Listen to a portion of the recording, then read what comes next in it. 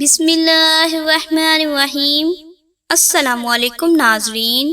آب زمزم کے تاریخی واقعات۔ آب زمزم دنیا کا وہ بہترین پانی ہے جو بھوک اور پیاس دونوں میں یکساں مفید ہے۔ آب زمزم ہمیشہ مقدس اور محترم سمجھا جاتا رہا ہے، جو در حقیقت تمام پانیوں کا سردار ہے۔ یہ وہ مقدس چشمہ ہے جسے حضرت جبرائیل علیہ السلام نے اللہ تبارک و تعالیٰ کے حکم سے تپتے صحرا میں پیاس سے بلکتے سسکتے ننھے اسماعیل علیہ السلام کی پیاس بجھانے کے بہانے کھودا۔ زمزم کا پانی وہ معجزہ ہے جسے اللہ رب العزت نے کئی ہزاروں سال پہلے مکہ کی بے آب و گیا وادی، جہاں ہر وقت سوائے تپتے ریگستان کے اور کچھ نہ تھا، میں جاری کیا، جو آج تک رواں دواں ہے۔ یہ کنواں گردش ایام، تغیرات زمانہ اور وقت و حالات کے اتار چڑھاؤ کے ساتھ ساتھ سوکھ گیا تھا، جسے بعد میں نبی پاک صلی اللہ علیہ وآلہ وسلم کے دادا حضرت عبد المطلب نے بشارت خداوندی سے دوبارہ کھدوایا، جو آج تک اسی خواص و افادیت کے ساتھ جاری و ساری ہے۔ محترم ناظرین، آب زمزم کا تاریخی پس منظر کچھ یوں ہے کہ حضرت ابراہیم علیہ السلام نے اللہ کی بارگاہ میں اپنے دل کی حسرت کو یوں کھول کر رکھ دیا اور التجا کی، اے پروردگار، اے دونوں جہانوں کے پالنے والے، اپنی قدرت ہستی سے مجھے پاکیزہ فرزند عطا فرما۔ اللہ نے آپ کی اس دعا کو شرف قبولیت عطا فرمایا اور اسماعیل علیہ السلام کی خوشخبری سنائی۔ ارض مقدس میں 20 سال گزرنے کے بعد حضرت سارہ، جو حضرت ابراہیم علیہ السلام کی پہلی بیوی تھیں اور بانجھ تھیں، حضرت سارہ نے حضرت ابراہیم سے کہا کہ اے اللہ کے نبی، اللہ تعالیٰ نے مجھے اولاد سے محروم رکھا ہے۔ اے اللہ کے پیغمبر، میں آپ کو اپنی لونڈی ہاجرہ ہبہ کرتی ہوں۔ حضرت ہاجرہ، جو کہ حضرت ابراہیم علیہ السلام کی دوسری بیوی تھیں اور بادشاہ مصر کی بیٹی تھیں، جو بادشاہ مصر نے حضرت ابراہیم اور حضرت سارہ رضی اللہ تعالی عنہا کی کرامات اور واقعات سے متاثر ہو کر اپنی بیٹی ہاجرہ کو لونڈی کے طور پر ان کی خدمت کے لیے وقف کر دیا تھا۔ حضرت سارہ رضی اللہ تعالی عنہا نے عرض کی کہ آپ ہاجرہ کے پاس جائیں، ہو سکتا ہے اللہ تبارک و تعالی ان کے بطن سے ہمیں اولاد نصیب فرما دے۔ جب حضرت ابراہیم علیہ السلام ان کے پاس گئے تو وہ حاملہ ہو گئیں اور حضرت اسماعیل علیہ السلام کی پیدائش ہوئی۔ حضرت اسماعیل علیہ السلام کی پیدائش کے وقت حضرت ابراہیم علیہ السلام کی عمر مبارک 80 برس تھی۔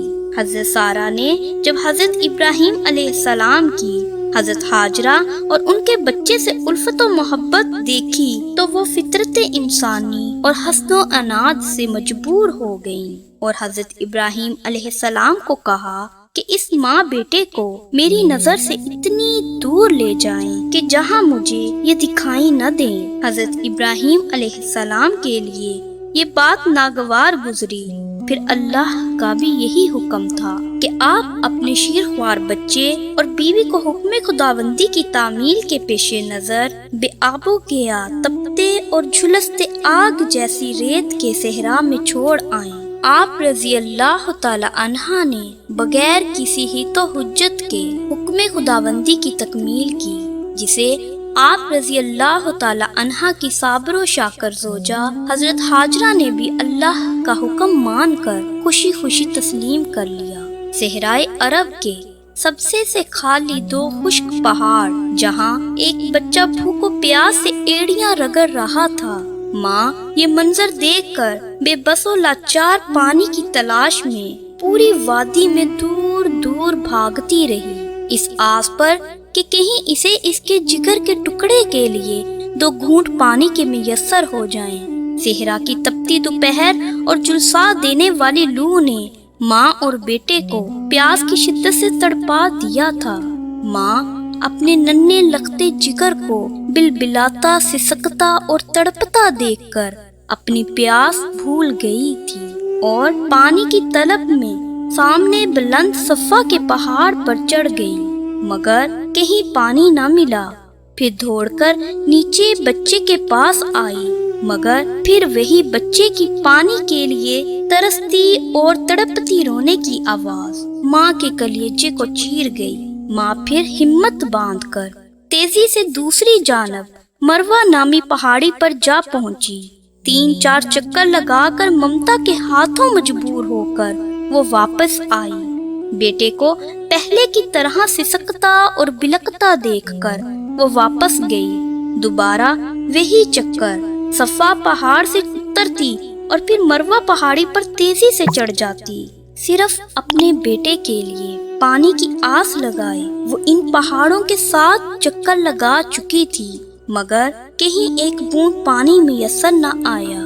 جب نا امید ہو کر ماں اپنے پیاسے نڈھال بچے کے پاس لوٹی جو قریب المرگ تھا اور پیاس کے مارے اپنی آخری سانسیں لے رہا تھا، تو بے بس ماں جو اپنی آنکھوں کے سامنے اپنے بچے کو مرتا ہوا دیکھ رہی تھی، تو ایسی سینکڑوں ماں سے 70 گنا زیادہ اپنے بندے سے محبت کرنے والا وہ خدا جو اس منظر کو دیکھ رہا تھا، وہ کیسے اس منظر کو فراموش کر سکتا تھا؟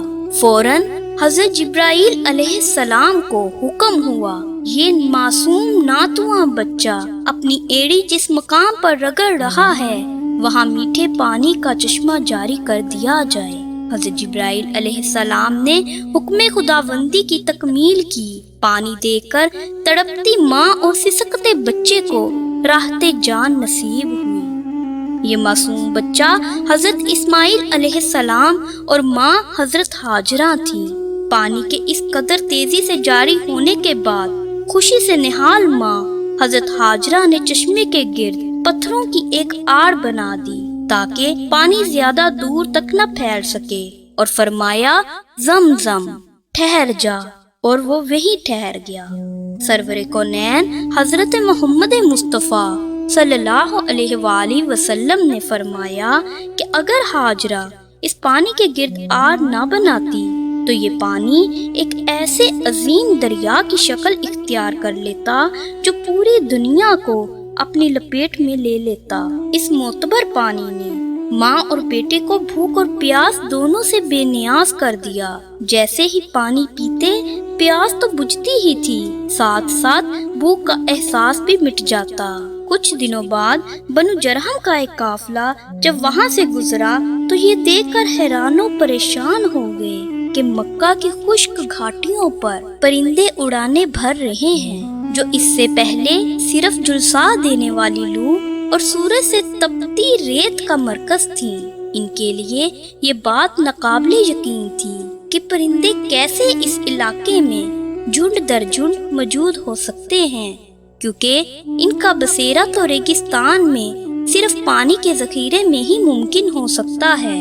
اسی غور و فکر اور جستجو نے انہیں اسی گھاٹی کی طرف روانہ ہونے پر مجبور کر دیا، اور وہاں پہنچ کر تازہ پانی کا چشمہ اور ایک ماں بیٹے کو اس کھلے صحرا میں تنہا دیکھ کر وہ ششدر رہ گئے۔ ان کے دریافت کرنے پر جب حضرت ہاجرہ نے تمام قصہ جوں کا تو سنا دیا تو قافلے والوں کے دلوں میں ماں بیٹے کی عظمت گھر کر گئی، اور وہ ان کی کرامات سے بے حد متاثر ہوئے، اور حضرت ہاجرہ سے اجازت طلب کر کے اسی گھاٹی پر آباد ہو گئے۔